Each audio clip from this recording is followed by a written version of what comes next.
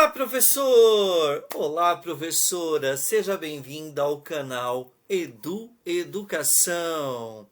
E no vídeo de hoje estamos iniciando uma nova sequência dentro da área da língua portuguesa. Nós vamos discutir uma sequência sobre a produção textual. Está curioso? Acompanhe os vídeos dessa sequência, porque tem sugestões muito boas para a sala de aula. Sou Eduardo Alberto, mestre em educação, consultor educacional, e tenho esse canal para você, professor, para te ajudar no seu dia a dia da sala de aula. E sem delongas, vamos iniciar aí a nossa formação. Opa! Meu vídeo aí tá atrapalhando um pouquinho. Só vou dar uma puxadinha aqui. Ficou bem melhor. Dentro da área da língua portuguesa há uma tríade extremamente importante. Essa tríade ela é fundamental dentro desse processo do ensino fundamental. Até ficou rimando aí. Dentro do ensino fundamental, há três coisas que nós precisamos explorar dentro da língua portuguesa, que nós conhecemos como uma tríade, que é a leitura, a interpretação textual e a produção de texto. Na minha primeira sequência de formações, eu trabalhei muito sobre interpretação textual. E nesse bloco eu quero voltar para a produção de texto, que ela é o bicho-papão do ensino fundamental. E da mesma forma, ela é uma das coisas mais importantes ali para o desenvolvimento do processo de escrita das crianças. Quando a gente fala em produção textual, em produção de texto, a gente precisa lembrar que a produção de texto ela tem somente dois tipos, que pode ser a reescrita e o texto de autoria. É isso mesmo, professor. Só dois tipos, reescrita e texto de autoria. Só que dentro desse processo, a reescrita ela se torna como o primeiro passo para mim começar a ensinar. Por quê? Quando eu trabalho com uma reescrita, eu estou reescrevendo algo que eu já contei, que eu mostrei. Então fica mais fácil para a criança. Ela só tem que resgatar os fatos. Porém, o texto de autoria, ele é mais abstrato. Ele requer, imaginação das crianças. Então, primeiro nós começamos com a reescrita, até estruturar a criança nesse processo da produção de texto. E depois nós exploramos muito bem o texto de autoria. A reescrita, como eu falei, ela é o primeiro passo, para a gente poder começar. E eu começo com textos de memória, textos conhecidos pelas crianças, e depois eu passo a trabalhar com os textos não conhecidos, onde eu conto uma história para a criança e ela deve reescrever essa história. O texto de memória ele é mais fácil, porque ele faz parte da cultura popular, as crianças já aprenderam, já conhecem de memória, então a reescrita fica mais fácil. Então primeiro a gente começa com os textos de memória. Existem 5 passos que a gente considera como passos fundamentais, como estratégias básicas para iniciar a reescrita. E nesse vídeo de hoje eu vou ensinar esses 5 passos. Vamos lá. O primeiro passo, anota aí, professor, que é fundamental, é a coxa de retalhos. Como que se trabalha com a coxa de retalhos? Você, na sala de aula, vai contar uma história para as crianças e quando você finalizar essa história, você inicia o trabalho com a coxa de retalhos, que é a recuperação da história que você contou. É o texto retomado na oralidade. O que você vai fazer? Você vai começar a contar o texto novamente, sem o suporte do livro, tá? E em um determinado momento você para e você passa para outra criança continuar. A criança continua do ponto que você parou e em um determinado momento você para e a criança que estava contando vai passar para outra e a outra assim vai continuar. Se você perceber que a história está perdendo a sequência, você pode retomar, relembrar e começar novamente, tá bom? Começar novamente não, continuar de onde você parou, de onde você retomou. A coxa de retalhos ela é muito boa, ela é uma brincadeira na sala de aula e ela não é necessário ser lá no ensino fundamental, né? Ela é uma proposta de trabalho de produção de texto na oralidade. Então ela é muito gostosa de ser iniciada ali na educação infantil. Usem e abusem da coxa de retalhos. Por quê? Nossa maior dificuldade na reescrita é que as crianças guardem os fatos da história, né? Que elas consigam organizar esses fatos numa sequência de como foi acontecido na história. Então, assim, trabalhar com coxas de retalhos vai dar subsídio para as crianças guardarem esses fatos. Aí, um modelo de trabalho, né? Você colocar as crianças em círculo para trabalhar, e aí você não precisa nem ficar parando, porque sabe que ele é o próximo a continuar a história ali. Mas também é muito gostoso, sabe? Você brincar como se fosse uma batata quente. Você entrega algo para fulano, fulano continua, depois você pega aquele objeto, passa para o outro, como se fosse uma brincadeira de batata quente. A gente chama de coxa de retalhos, é que como cada um contribuísse com um retalhinho para formar essa coxa de histórias. Segunda técnica, também muito importante, é a sequência de cenas, né? A sequência de cenas, ela inicia um trabalho onde você vai trazer para a criança o começo, o meio e fim. A sequência de cenas, ela é às vezes uma técnica até criticada. Vou mostrar para você relembrar, ó.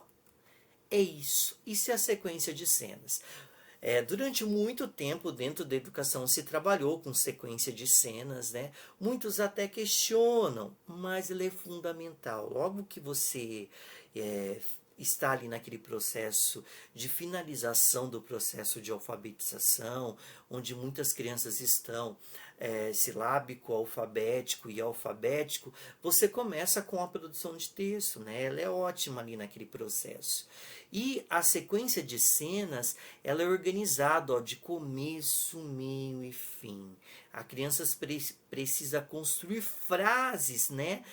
Simbolizando o começo da história, o meio da história e o fim da história. É o início de um trabalho da construção do texto narrativo, né? O que a gente não pode esquecer? Que eu primeiro preciso retomar essa história na oralidade. Não dá para me entregar desse jeito e falar, escrevam a história. Não, eu construo com as crianças. Eu preciso relembrar, toda história precisa do quê? De um título. Que título que a gente vai dar para essa história aí? Vamos observar o que está acontecendo? Na cena número 1, que é o começo da história, o que está acontecendo? Retoma com as crianças na discussão, né? Depois, vá para a segunda cena, retome com as crianças o que acontece no meio da história e vá para a terceira cena e recupere o que vai acontecer no final da história, tá? Ela é ótima. E quando você começar a trabalhar com sequência de cenas, nada melhor do que você trabalhar com um texto coletivo, onde você é escritor, que também é uma outra técnica, já já nós falamos nisso. Mas o que eu não posso esquecer quando eu trabalho com sequência de cenas, das cenas estarem sempre assim, ó, na horizontal, tá? Por quê? Quando a criança for escrever, ela vai escrever aqui embaixo, e ela vai seguir a sequência de uma estrutura de um texto. Quando o texto está na vertical aqui, a criança não tem tanto espaço, então às vezes ele não consegue escrever essa sequência. use sempre na horizontal, porque aí você já vai poder começar organização de parágrafos, o recuo do parágrafo, tá? Que são coisas importantíssimas no trabalho da produção textual. Agora, a terceira técnica, aquela técnica que eu acabei de citar, o texto coletivo. Quando você trabalha na sala de aula, não há nada melhor do que o trabalho com texto coletivo. O texto coletivo, você conta a história para as crianças, né? Depois que você contou a história para as crianças, você vai recuperar esses fatos com elas na oralidade. Recuperou os fatos, aí é o momento de você escrever a história com as crianças. Mas você vai para a lousa, você é o escritor, né? O escriba, e as crianças vão falando para você. E entra todo aquele processo de discussão. É realmente isso que eu vou escrever agora? Está na sequência correta? E eu não posso esquecer que quando eu trabalho o texto coletivo, eu preciso já trazer algo importante para a criança, que é o processo de revisão. Guarde aí, professor, processo de revisão. O que é o processo de revisão? A cada parágrafo que eu vou escrevendo, né, eu vou retomando. Antes de ir para outro fato que aconteceu na história, eu leio junto com as crianças. É isso mesmo? É desse jeito que eu vou deixar?